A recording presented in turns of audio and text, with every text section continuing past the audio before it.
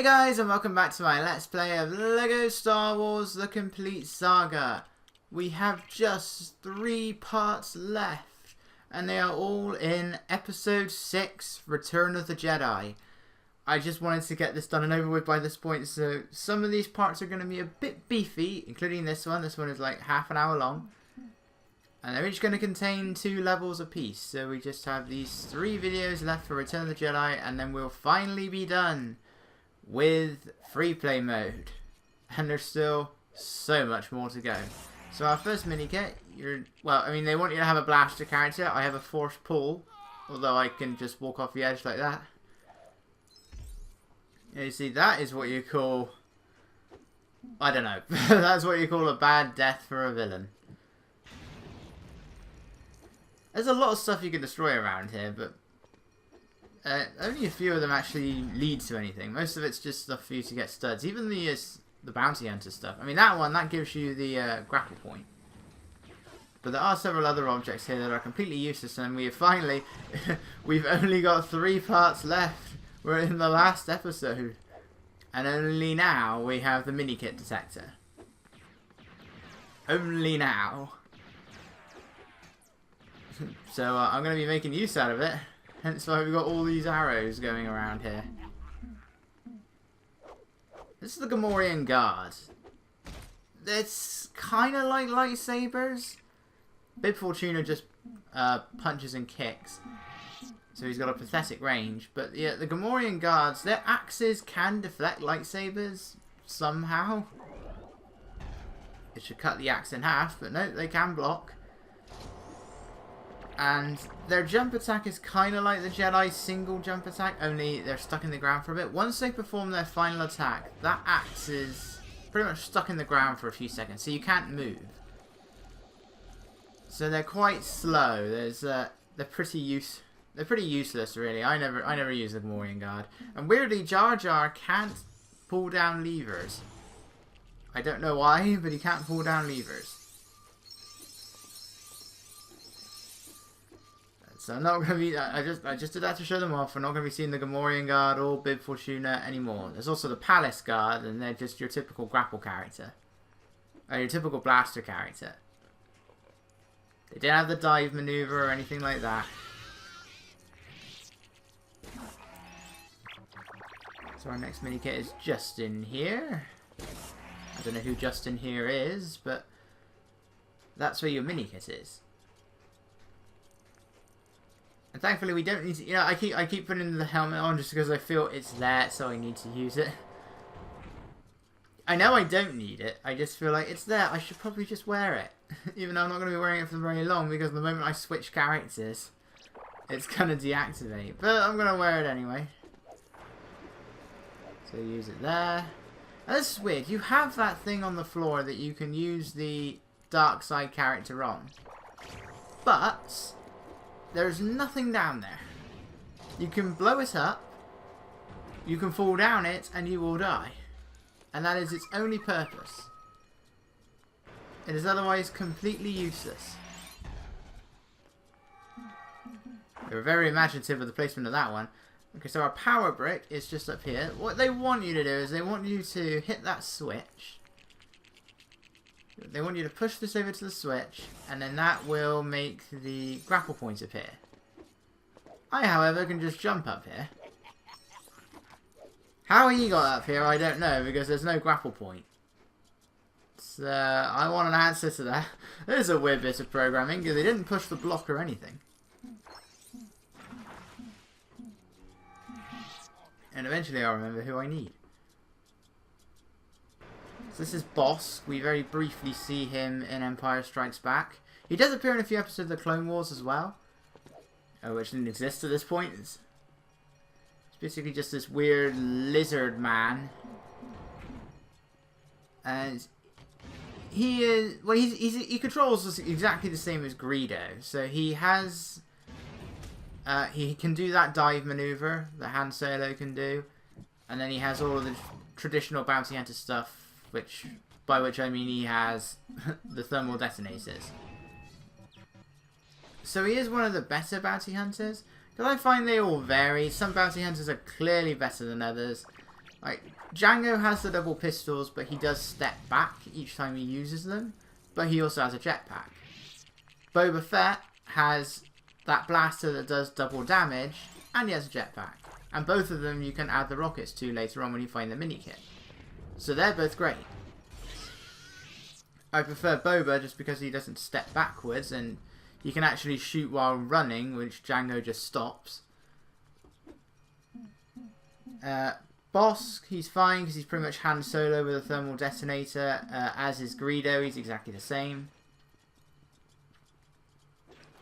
IG-88 is probably the one I dislike the most, just because he can't really do much. He can only do this one single jump, and he has the typical thermal detonators, which they all have, and the blaster. But that's really all he's got, and the camera isn't helpful here, because if we just go, once I get past the wall, right, there is some there is some shiny objects down there. Just make them out there, but the wall does rather obscure them. And you do have to go this way. And then you have 4 LOM, or 4 long. And he's okay, he doesn't have any, he's just, jumping wise he's the same as Boba Fett. Boba Fett as IG-88, but he can use droid panels. So in addition to the bounty hunter stuff, he can also use both protocol and astromech panels, and that makes him really useful. So overall, I'd say Boba Fett is definitely the best of the bounty hunter characters, which instantly I think makes him far better than how he is in the films, because again, I don't care about Boba Fett in the films. I don't know what makes him so popular, because he doesn't do anything. Which is again why I really don't get all the hatred for Snoke, when, you know, yeah, Snoke doesn't have backstory, but neither do most of the other villains, and that includes Boba Fett, a fan favourite. And yet everyone loves him because he doesn't do anything. He just stands there. He doesn't get a name in Empire Strikes Back. His name's in the credits, unless it's a special edition. He's not actually named on screen by a character until Return of the Jedi. He only has 3 lines. I think all of his lines are, "He's no good to me dead," "As you wish," and "Put Captain Solo in the cargo hold." That is all his lines in Empire Strikes Back, and he doesn't say anything in Return of the Jedi. So why is this guy so popular again? And his death is just a joke. He just gets, his jetpack gets stabbed by a blind Han Solo, who's accidentally stabs him from behind. And he just goes on a wild ride and then rolls into the Sarlacc beast's mouth, where it then burps after it swallowed him. You know, that's not exactly a character that should be taken seriously. When you have a death like that, when he has no idea who he is, he doesn't do anything, he just stands there. That's all he does. And eventually, it's after I jump into this thing that I realise, wait, why am I doing this when I can just switch to the character? All I have to do is hit one button, and I can switch to my protocol droid. And there I go. That's where I realised. Or I could go the long way around, because I never remember which button to hit. Well, it was the Emperor anyway. Another character with absolutely no backstory. Not for over 20 years, and even then, Revenge of the Sith doesn't exactly say where he came from. The Darth Plagueis thing is only implied. There isn't actually anything saying that it's Darth Sidious that's the one that killed Plagueis. Yeah, I'm sure the Expanded Universe has done something on that, but that probably came out. I could be wrong, but I'm pretty sure that would have come out after Revenge of the Sith. And as I've said before, the Expanded Universe can do whatever it wants, but the films are the core part. Anything we need to know should be in the films. And it's still all we get from the Emperor, or Darth Sidious, Palpatine, whatever you want to call him, in the original, in the prequels, are he's from Naboo, and how he came to power. Even then, we don't know how he became a senator. We don't know anything about it. So why is it bad for Snoke? when his name alone gave him more backstory than the Emperor had in Return of the Jedi. But I have mentioned this countless times, but you know what? So does this so-called fanbase. We get it. You don't like The Last Jedi, and you know when we got it? We got it day one. We got it the day the film came out. And nothing, and not a single thing you have said has changed anything. I mean, really, all you have to do is just look at the comments section on a YouTube video, and it's like instant discredibility when you start seeing some of the comments they leave. When you see something like, this stuff is Jar Jar turd. Yeah, I genuinely seen stuff like that. And that's an instant, okay, you're not worth listening. You're not worth... I don't know. You're just not worth it. Like, why would I listen to you when that's the sort of stuff you're gonna type? You know, you lose all credibility when you write stuff like that. It's bad enough that you're complaining about stuff you haven't taken issue with for years. But when you start leaving stupid stuff like that, well, you're not worth it. You're not worth it.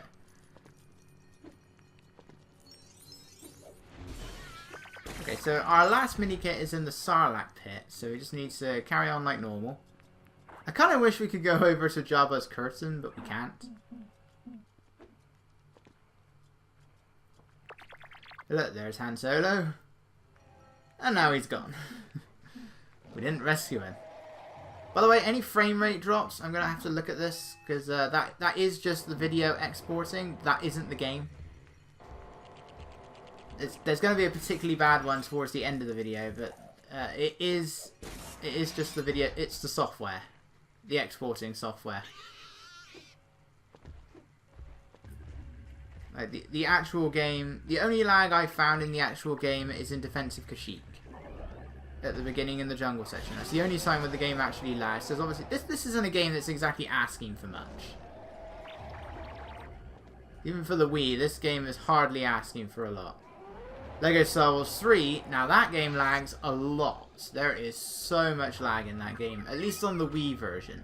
I imagine on PS3 or Xbox 360 the game runs fine, but on the Wii that game lags like hell.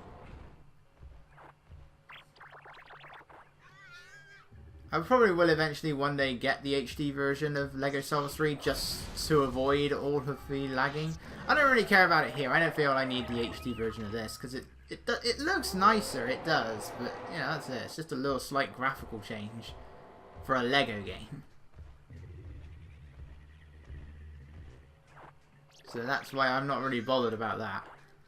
When only one level of this game suffers from lag, and even then it's only a small portion of the level. And there we go. Super Zapper. So what that does is it's the Zapper that the Jawas and the Ugnaughts carry, and weirdly I could use both of them in that level. I think. Or is that a different level? I know there is a level where I get 2 short characters. I know that happens in Battle of Endor. I do get 2 short characters in that one. But it actually makes their Zappers kill enemies. I don't think it's all enemies. It might just be certain enemies. No, or maybe it does. I don't remember. So at the moment you can stun droids. You can't actually kill them. You can stun them, like battle droids, Astro and Protocol droids. You can stun them for a few seconds, as we see in like what's the level? Yeah, that much I've been playing these games. You'd think I would know what the level is called now. Whatever the Luke Skywalker level is. Through the Jundland Waste, that's it. And you can see that they do run over to the droids and try and stun them. And I think they do that in the Star Wars fanbase level as well. Or Mos Eisley Spaceport, whatever you want to call it. It's time for the Great Pit of Carkoon now. There is a thing you can use a dark side character on here on the ground. You'd think that there'd be a purpose for it, but I can tell you now, there is no purpose for this thing. Just like the floor in Jabba's palace. It's completely useless. So you build it, you destroy that, you build that, and you'd think that there would be something that would emerge on the top of it. There isn't. As the lack of arrow is telling you, there is nothing up there. I don't know why you can build that.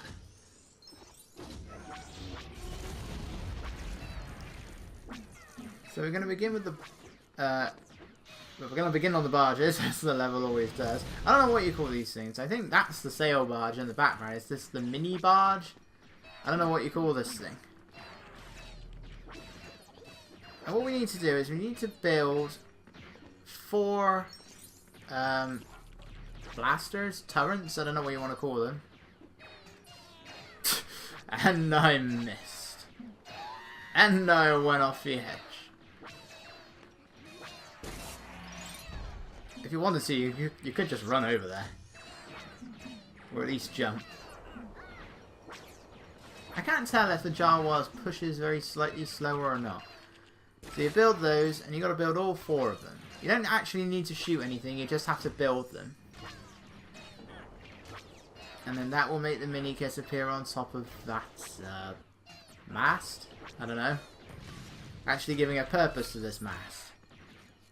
Yeah, for some reason on that last one, you do actually have to hold it in place for a few seconds before the force building of it ends. This is all I can think about calling it. You don't have to do that one for. You don't have to do that for the other one we had to use the force on. On that one, all we had to do was just force put all the pieces together, and that's it. But no, for that one you do have to hold it in place for a few seconds. When you have the fast force, it isn't a problem, but otherwise it's kind of annoying when you can easily get shot. And since I can't hit Boba Fett when he's in the air, so I beat him up as Captain Tarpals. And that's the self-destruct.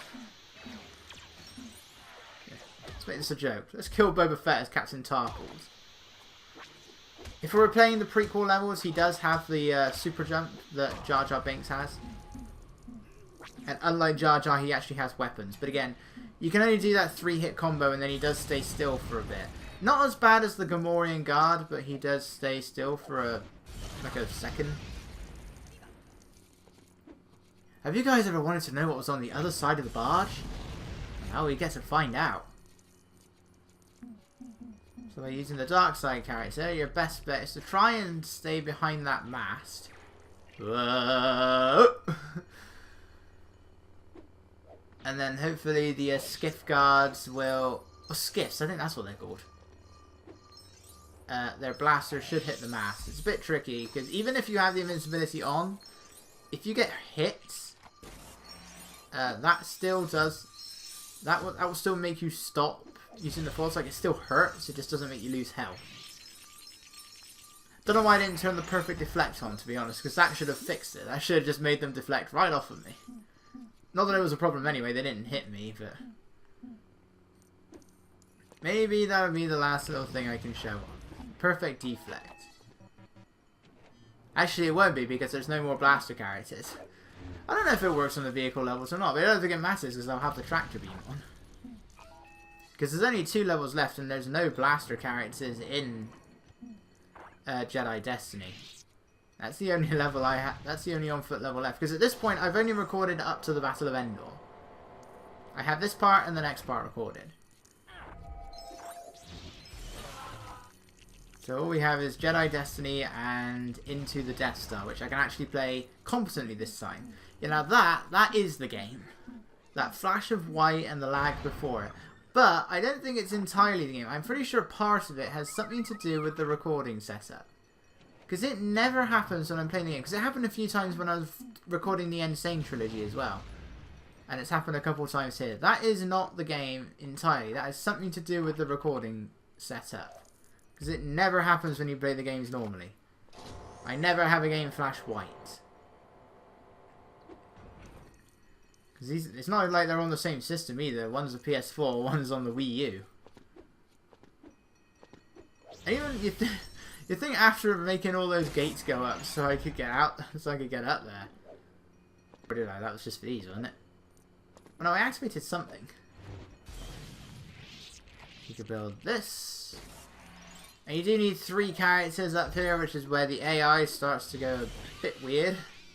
So my AI character struggles to get up here for some reason, but you need all 3 you need 2 characters, because you've got to be quick. Because that other lever there requires dark side character. I don't know what he's doing. Like, you can see the grapple thing appearing, and then it's not until I get right to the edge and fall off myself that he gets up, and then he begins to struggle again. And then he eventually makes it up there. I don't know what it is he's doing. And that's how you get it. He just barely made that, though. Choke. Right, there's nothing on the other side of the barge. That's just our story progression, but there isn't actually anything over there. So now we just gotta worry about getting into the barge.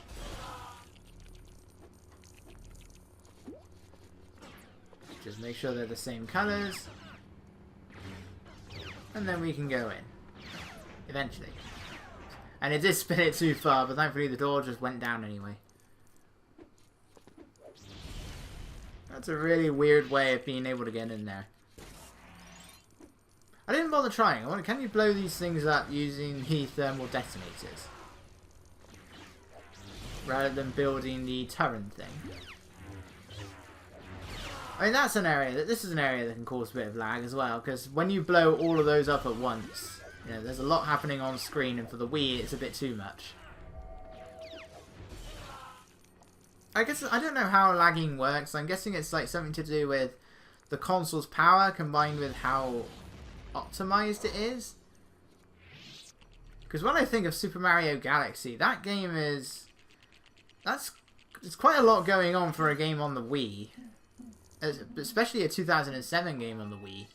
But that game runs at almost a constant 60 frames per second. The only time that game ever has any sort of lag when you're throwing the bob-bombs at the garbage for those two very annoying missions. These are the only moments in the entire game where it lags. And I go out here completely forgetting I activate the levers, forget the minikit. Oh wait. But that game never lags, and I don't think that there's anywhere in Super Mario Galaxy 2, unless it is again the bob-bombs, where I can recall any lag at all. And that game is even more graphically intense. You know, those are two, I would say definitely two of the Wii's best looking games. Whereas something like Sonic Colors, I'd say that is just as good, if not better looking than the Galaxy games. But it runs at half the frame rate, and when you're using the drill wisp, it really struggles. You know, when you're using the drill wisp in the water, it's perfectly fine. But when you're using it underground, you constantly got like the images of the dust behind you. There's explosions happening because there's almost always those driller enemies. When they're exploding around you, they hurt. Well, they do hurt, but they really make the frame rate lag like nothing else I've seen on the Wii. I mean, my collection is tiny, but it really makes the game lag a lot.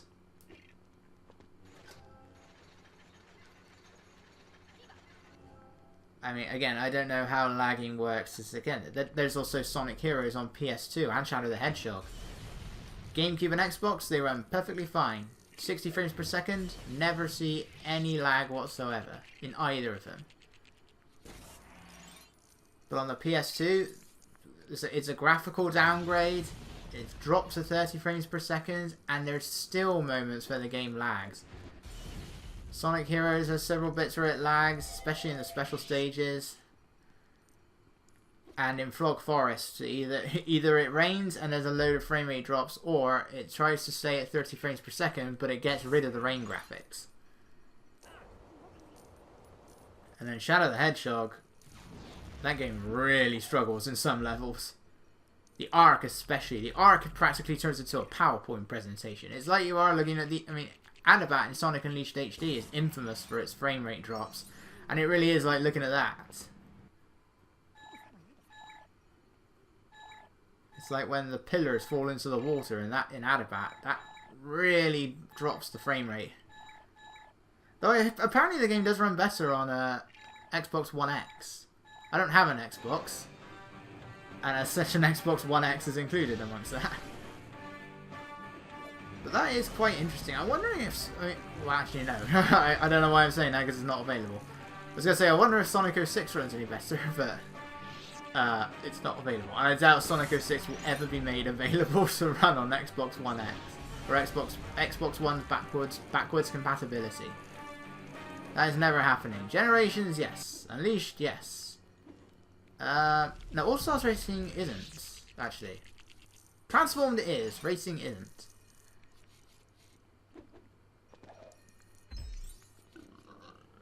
Here's the thing, I want to try out the Xbox versions, because I know that the Xbox versions of 06 and Unleashed are both slightly superior to the PS3 ones.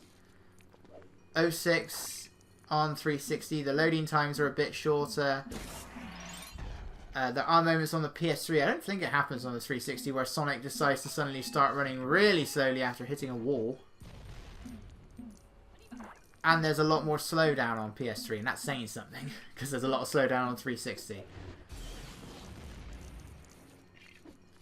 And with Unleashed, it's generally just the performance is slightly better. But both on the PS3, both games try and run at 60 frames per second. It's just that it doesn't work. So when the frame rate drops, you really notice the drops.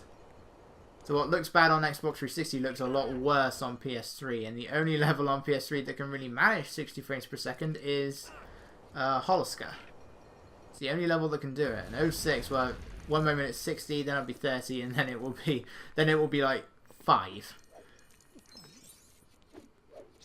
Generations, as far as I can tell, is pretty much the same across all board. Some areas lag, but they're pretty short. Other than that, it's the same thing. It's not the PC version.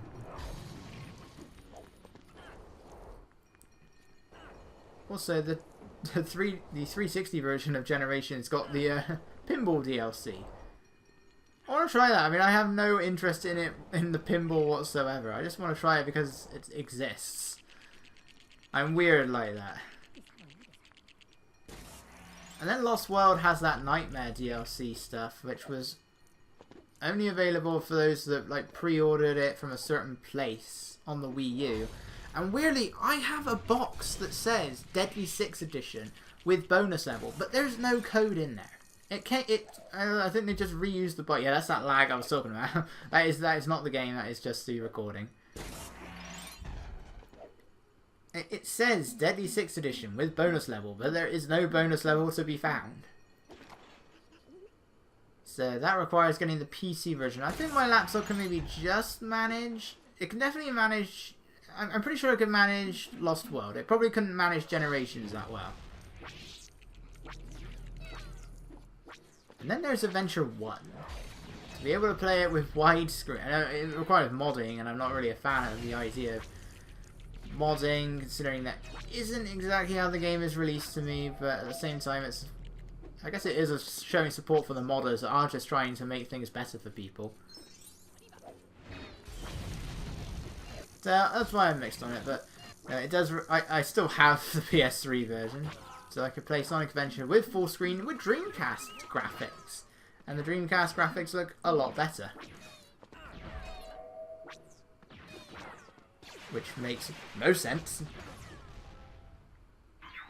But it does. SA2 is pretty much the same, so I'm not worried about that. Right, Bounty Hunter rockets. Now Jango Fett and Boba Fett can shoot the rockets out of their backs. So there's rockets that we see Jango use in the 2 levels that we fight him in, but we can never actually use them ourselves without that upgrade. So in LEGO Star Wars 1, can't use them at all. You're wondering, where are they? The slightly messed up thing is that it is on the same button that you switch characters with. Not as in like you alternate characters, it's in like the character you switch to your partner character. It's on the same button, which on the Wii is the C button. On the nunchuck. So that's kind of annoying. But as long as you're not right next to your partner character, that shouldn't ever really be a problem.